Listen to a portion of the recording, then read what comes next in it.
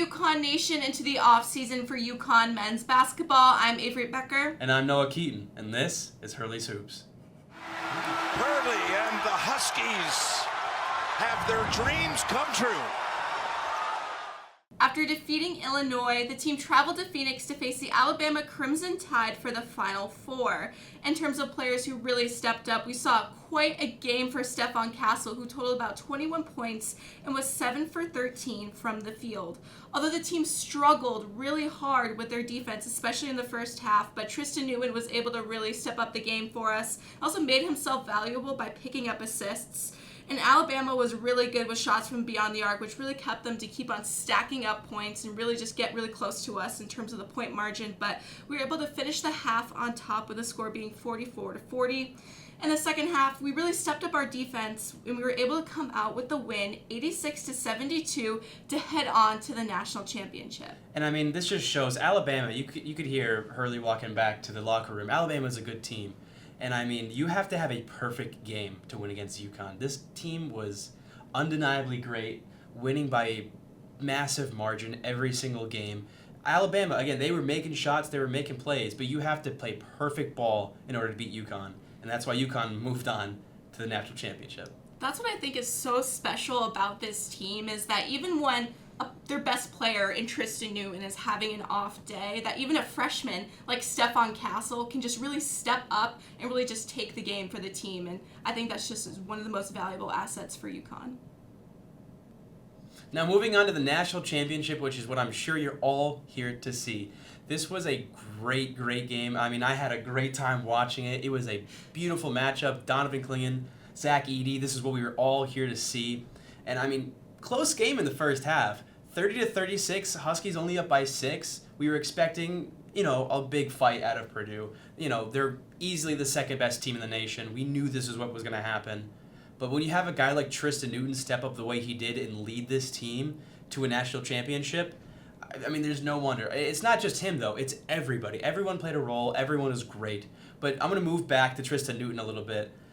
20 points on the day, going 6 from 13 for his field goals, 2 out of 5 3-points made. He had 5 rebounds, 7 defensive rebounds, 7 assists. I mean, he was everywhere. He was doing everything. And no wonder. Most outstanding player 2 times in a row. He won it last year and he won it this year. There is zero surprise there.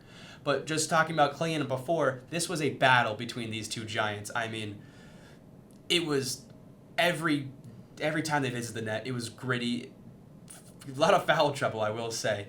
Clingan had 4 fouls. It was scary. Sampson was coming in for him, trying to, give him a breather, get him to stop fouling so much. But on the day, 11 points, going 5 or 8 on his field goals with 5 rebounds and 6 defensive rebounds. And I was just talking about Sampson coming on the court for him. It was a great addition for Donovan to catch a breath and to talk to coach, realize what he needs to fix battling Edey. However, Sampson did have to leave as he got 5 fouls.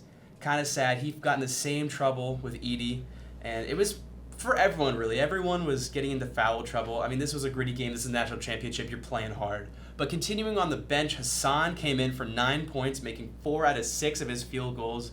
All year, he has, 6-man award. Obviously, he has been great for this team, and it has just been beautiful. Now, going back to the game, this was Edey versus UConn. I mean, Purdue is a great team, but they really didn't help Edey out much. He was scoring most of their points. They scored 60 points in total. He had 37 of them. It was an all-out brawl between Edey and UConn, and he sadly lost that battle. But not sad for us. Let's go Huskies. I agree with everything you said, and I really like how you pointed out Edey versus UConn. I mean, Zach Edey is really the face of the Purdue Boilermakers, and they're almost like the men's version of the Caitlin Clark and the Iowa Hawkeyes, just having one solid player who just really steps up and carries the team throughout the game. And also you talked about Tristan Newton and Sampson getting in foul trouble, and then Alex Caravan had to step in, and I remember the announcers were like, oh no, Alex Caravan stepping into the center position, and even though Alex Caravan is 6'8", there was a massive height difference between the two, but he held his own. I saw he was sneaky, he was yeah. moving fast. It seemed Edey didn't know what to do out there. Yeah. It was, the height difference, you don't want that to be a good matchup, but it was a good matchup. Yeah. Caravan was putting in the work out there. It's like they accidentally caught him off guard, and we won the championship, so back-to-back, 2 in a row. I don't need to tell you, the guys. We won this game 75-60. Husky fans, congratulations. Back-to-back. Now for our fans' favorite segment of the show. We made it extra special for you guys. We have the Hurley's Hoops Player of the Year, and that is no other than graduate student guard Tristan Newton. At the championship rally, as UConn Nation celebrated the team, he was inducted into the Huskies of Honor. And he was really the most consistent player all year, as Noah mentioned. He was outstanding player twice in a row for the Final Four in the NCAA championship. He was a Husky from 2022 to 2024. And totaled 995 points in his tenure after transferring from East Carolina University, and the team will definitely miss him next year. And I mean, he showed his maturity all throughout the tournament. This is what UConn needed. He's a veteran. He knows what he's doing. I mean, last year, most outstanding player. He brought it into this year. He taught the guys what to do. He really showed that leadership, and he's the perfect Husky. I mean, Who else would you want on your team other than Tristan Newton? Like you said, he really led the team, and he was such a mature example for the younger guys, especially freshman Stephon Castle, and he really paved the way for them. UConn, we are not done just yet. You think you could get away with just one Player of the Year? No. We have an honorable mention, and it is my personal favorite on the team, Cam Spencer. I mean, he has been UConn's purest shooter and a while, honestly. I mean, he is just the perfect transfer to come into our system.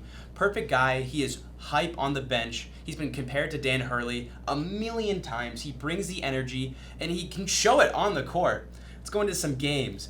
Against Purude, he had 11 points, going 5 for 12 on his field goals and 1 for 4 on his three-pointers, but he did exactly what he needed. He was great in this game. But moving back a little bit, against MVSU, he had his highest points, 25, going 9 for 14 on his field goals and 7 for 11 on his three-pointers. He's been doing this all year. I feel like I've said that 100 times. He does it all year. He just shoots so well. And he shows up in big games, as we can see. Going to another big game earlier in the season when we played number 9 UNC, he had 23 points, going 8 for 14 on his field goals and 3 for 9 on his three-pointers. He has been such a good addition to the Huskies. Cam fought his way from Loyola, the only place to give him a D1 scholarship out of high school, then going to Rutgers and playing really well there and impressing the guys at UConn to come to here for his graduate year. UConn loves Cam Spencer. I love Cam Spencer. He has been a great addition for this team, and he's a national championship, and we wish him the best of luck, along with the other Huskies who will sadly be leaving us. Yeah, I mean, it's such an incredible success story from him, and I know he always says that he would go to war for Dan Hurley, and I think we all would go to war for Cam Spencer. I mean, and Dan Hurley. And Dan Hurley. We would go to war for all of them for winning back-to-back championships for us. So yeah, it's an incredibly special team, and we were so happy to cover them this year. And don't fret, we're not going to be leaving you guys. We're going to have some more episodes about incoming possible transfers as well as possible matchups we might see next year. This is a UConn men's basketball show. Yeah. And just because it's the off season doesn't mean basketball ends. Doesn't mean we're not going to stop giving you guys content. So don't fret. There's going to be more Hurley's Hoops episodes coming out in the off season. So we'll see you guys soon. But for now, I'm Avery Becker. And I'm Noah Keaten. And this is Hurley's Hoops.